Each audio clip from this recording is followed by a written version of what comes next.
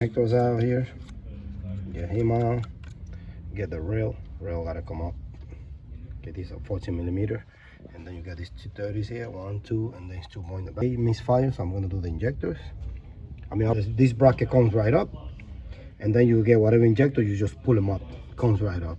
Those pipes, nothing special, guys. This thing, they pop right up.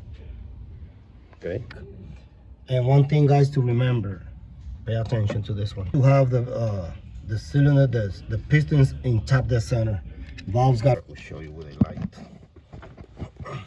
Get my flashlight when I get to that one. Okay, so I'll show you guys how I'm gonna do it once I get to the cylinder here, which is number 1.